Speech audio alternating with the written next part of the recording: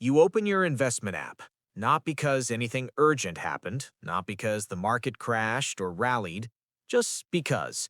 You scroll past the same number you saw yesterday, slightly higher, slightly lower, nothing dramatic, nothing painful, nothing exciting. And yet, something about this moment feels strange.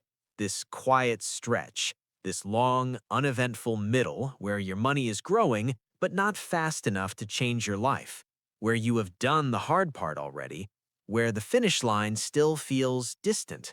This looks like patience, but it is actually something else entirely. Let me say this clearly. If you have ever opened your portfolio during the boring middle and felt nothing, or felt restless, or felt a quiet urge to tinker, or wondered if you should be doing more, you are not bad at investing. You are not undisciplined. You are not missing some secret strategy that everyone else has figured out. Your brain is doing exactly what it evolved to do. It is scanning for threats, it is scanning for opportunities, and when neither appears, it gets uncomfortable. That discomfort is not a sign of failure. It is a sign that you are human. Let us walk through why this particular phase of investing feels so strange, and more importantly, why it feels strange even when you're doing everything right. The first reason has to do with how your brain measures progress. Early on, investing is thrilling. You're making decisions, you're taking action, you're moving from cash to assets. Every deposit feels like a small victory. Every purchase feels like planting a seed. Your brain rewards this because action creates dopamine. Movement creates certainty. But the boring middle has no movement. Your money is working, your statements arrive, your balance trends upward. But there's no decision to make today, no button to push, no trade to execute.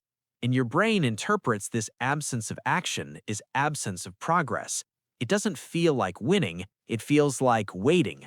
And waiting, to a brain wired for survival, feels dangerously close to stagnation. You see this everywhere outside of investing. When you're learning a new skill, the first month feels electric. Then comes the plateau. When you're training for something physical, the first 10 pounds feel like proof. Then comes the slog. When you're building anything meaningful, the beginning gives you hope, and the end gives you relief. But the middle gives you nothing except the quiet voice asking if you are wasting your time.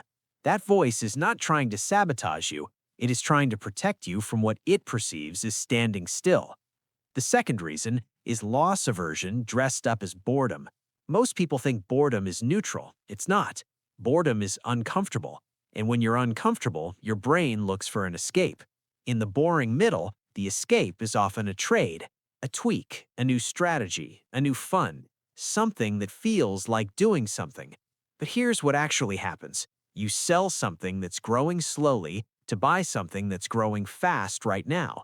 And in that moment, you feel smart, you feel engaged, you feel like you have reclaimed control. But what you've really done is traded the certainty of eventual growth for the illusion of immediate progress.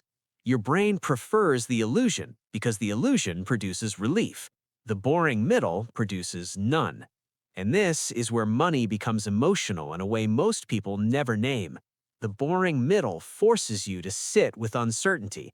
Not dramatic uncertainty like a crash, quiet uncertainty like a crawl. You cannot see the future. You cannot guarantee that this slow, steady path leads anywhere good. And because you cannot guarantee it, your brain keeps offering you alternatives. What if you tried real estate? What if you timed the next dip? What if you just moved everything to cash until things get clearer?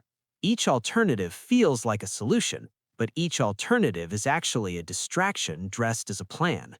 The third reason is identity drift. When you start investing, you have a clear story about who you are. You're a beginner, you're learning, you're taking responsibility. That feels good, it feels honest. But after a few years in the boring middle, that story stops fitting. You're not a beginner anymore, but you're not successful yet either. You're in between, and the human mind hates being in between. It wants a label. It wants a category. It wants to know if you are someone who made it or someone who is still trying. The boring middle refuses to give you that answer, so you start asking yourself uncomfortable questions. Am I doing enough? Should I be further along? Did I make a mistake years ago that I'm only now paying for? Those questions are not about your portfolio, they're about your identity, and they hurt because you cannot answer them yet. Here's what most people miss completely. The boring middle is not a test of your investment knowledge. It is a test of your relationship with time. Early on, time feels like an ally. You have decades ahead. Every year adds more room for error. But in the boring middle, time starts to feel like a cage. You have come far enough to see what's possible, but not far enough to relax. And that tension, that almost there feeling, is one of the most stressful emotional states a human can experience. It's the same feeling you have when you're waiting for news, when you're halfway through a long journey, when you've sent a message and not yet received a reply. Your brain can't settle because the outcome is not here yet, and your brain can't act because there's nothing to do. So you open the app again, just to check, just to feel something. The fourth reason is social comparison, disguised as curiosity. You don't compare your portfolio to someone who just started. You compare it to someone who seems further along. And in the boring middle, everyone else looks further along. The person who got lucky with a single stock, the person who bought crypto at the right time, the person who inherited or earned or stumbled into something larger than what you have. You tell yourself you're just curious, but curiosity doesn't feel heavy. This feels heavy. This feels like falling behind. And the cruelest part is that you cannot disprove the feeling. You cannot look into the future and confirm that your slow, steady path will eventually match their fast, lucky one. You sit with the discomfort, or you make a change you regret. Either way, the boring middle wins another small battle against your patience. But here's the deeper truth that changes everything. The boredom you feel is not a warning sign. It is proof that the strategy is working. Think about what would have to happen for you to feel excited right now. Volatility, drama, a crash followed by a recovery, a meme stock doubling overnight, a sector rotating violently. Excitement in investing is almost always a symptom of instability. The boring middle is boring because nothing is breaking, nothing is burning, nothing is demanding your attention. And your brain, which evolved to pay attention to things that break and burn, doesn't know what to do with quiet, functional growth. It manufactures restlessness. It manufactures doubt. It manufactures the feeling that you should be somewhere else, doing something else, with someone else's strategy. And this is where the identity shift happens if you let it. Over time, your relationship with the boring middle changes. When you're 25 years old, the boring middle feels like purgatory. When you're 35 years old, it feels like a necessary evil. When you're 45 years old, it starts to feel like peace. And when you're 55 years old, it feels like the reward itself. The same behavior, the same account, the same monthly contributions, but a completely different emotional experience, because you have finally learned that the boring middle was never the obstacle. It was the path. It was always the path. You just couldn't see it until you'd walked far enough to look back. The behavior protects you in ways you can't feel until after the fact. The person who tinkers, who chases, who optimizes every dip and every peak never escapes the emotional roller coaster. They're always scanning, always comparing, always wondering if they missed something. But the person who stays in the boring middle builds something quieter. They build tolerance for uncertainty. They build trust in a process they can't see working in real time.